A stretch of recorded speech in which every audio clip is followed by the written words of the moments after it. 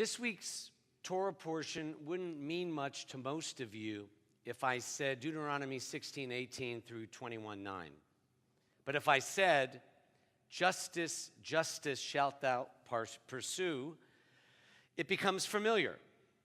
Shoftim, the name of this week's Torah portion, refers to the judges Moses tells the people Israel to appoint to pursue justice in dealing with social and political matters. The Torah's call for honesty, righteous behavior, and unquestionable integrity in leaders as a means of community survival is a timeless imperative. You may recall Elie Wiesel's famous story of the one good person left in a city where everyone was acting wrongly, speaking uncivilly, forgetting to champion the poor, the needy, and the outcast. So this one righteous person, according to Wiesel, begins yelling verses from this week's portion in the town square as a reminder of how to be.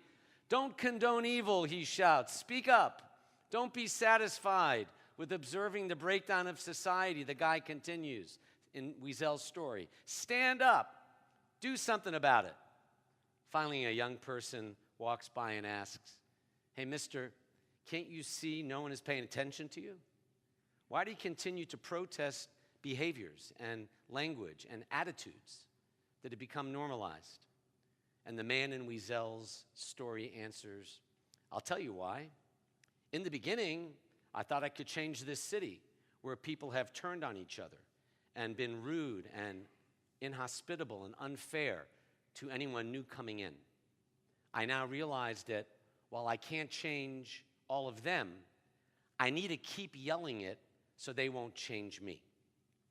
That's part of this week's Torah portion. You can also thank this week's Torah portion for your recycling bins at home, because just as this week's Sedra seeks to preserve the delicate relations of human beings within society, Moses commands the people Israel also to preserve the delicate relationship between human beings and the environment. Listen to the Torah. When we go to war and take over a city, Moses asks, are trees in the field like human beings capable of withdrawing as we take the city?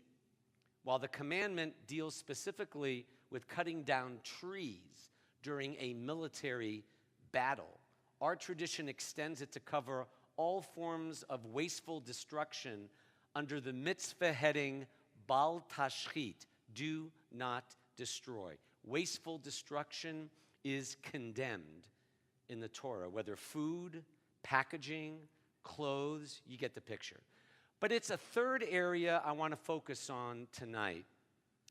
And it has to do with Moses' discussion of the rules by which Israel is to conduct these wars in the Bible.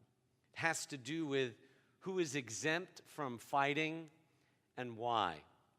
Moses gives his officers and soldiers the following speech as they prepare to go to war. Anyone who built a new house but hasn't had the chance to live in it, you don't have to fight. Go home, lest you die in battle before living in it. If a soldier plants a vineyard, any of you soldiers plant a vineyard, go home, lest you die in battle before you have the chance to enjoy the vineyard. If you're engaged, betrothed, to be married, soldier, but you haven't gotten married yet, consummated your marriage, go home, lest you die in battle before you have the chance to marry. You all know what Beshert means, like it's more than coincidence. It's so cool that Rabbi Danziger is here tonight, because my first year here as a rabbi, I remember Rabbi D was gone in July, and when he came back and talked about this week's Torah portion 28 years ago, he wisely suggested that perhaps the reason for these exemptions is that the Torah recognizes the importance of having something to look forward to, whether it's a vacation in the summer and planning all the details, looking forward to that one weekend next February, visiting family, not just the big stuff, the Torah mentions, like a new house, a vineyard, or a marriage, but small stuff. Even the book beside your nightstand, you've yet to read, but look forward to reading someday. I showed tomorrow night's wedding couple another possible answer to the question of why these battle exemptions are in the Torah. I took the Mishnah on marriage off my bookshelf, in which it raises the question, what if the worst possible thing happens while anticipating a wedding the week before? Not the outbreak of war, but the death of a relative, God forbid. What do you do? Keep in mind, there was no electricity or refrigeration back then. And the answer the early rabbis gave was, you go on with the wedding.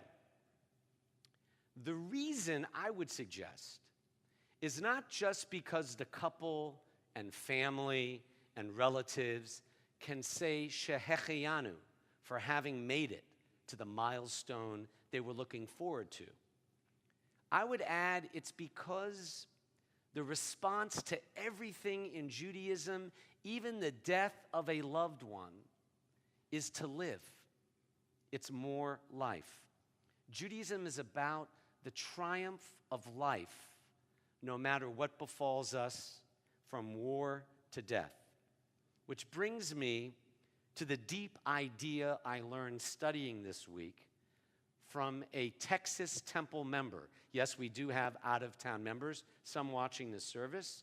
She's a Jewish philosophy professor, Dr. Claire Katz. And in an essay she wrote on our movements through the stages of life, from childhood to maturity and from youth to our senior years, Claire points out that even if it's not war or death, sadness itself, not happiness, but sadness, is often the backdrop of our emotions and the driver of our emotions. She calls the necessary loss as we move through the ages and stages of life existential finitude.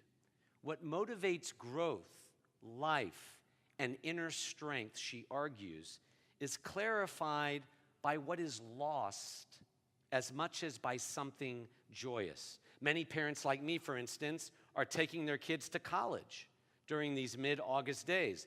There's the shared story some of you have experience of parents who hold it together, unpacking the dorm room, driving away, then pulling over when the kids are out of sight and sobbing. The parents then return to the all too quiet house and describe the feeling of sadness just wash over them. Dr. Katz shares how kids who've been through this before are now posting online advice for other kids who are about to be dropped off for the first time. Let your parents do X, the post says, like, let them meet all your friends and help you put away clothes because the transition is harder on them than on you.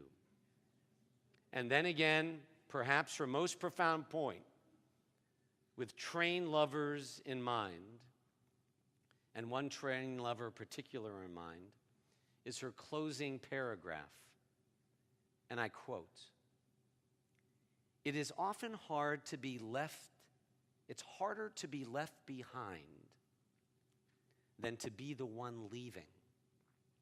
Watching a train pull away with a loved one on it is often more difficult than being the one on the train who is traveling somewhere exciting or about to start a new adventure. But this particular kind of leaving, dropping a child off at college, is difficult for both parties, each of whom experiences the transition part of a life that includes getting older, even if no one says a word about it. Sharing the everyday ups and downs under one roof will not happen again. End quote. Whether it was Moses and our ancestors preparing for war, or today's Jewish family homes changing this week, the joy of growth is forever coupled with the sadness of separation. I had the joy of officiating at Claire Katz's wedding to her philosophy professor husband, Dan. We've kept in touch as their two daughters have grown through the years. Professor Dan describes their elder daughter in the following way. Listen to the sentence. She is the happiest kid I know. She cries every day.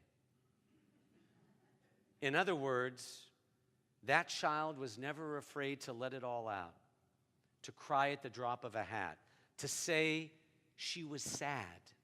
Hopefully, her parent writes, my daughter's experience will keep her from becoming numb, from losing her ability to feel. Hopefully, the moves she makes, the losses she feels, will become part of a larger fabric of a flourishing life. It is a strange thing to wish your child to be sad at times, but being able to be sad is what will make her life whole.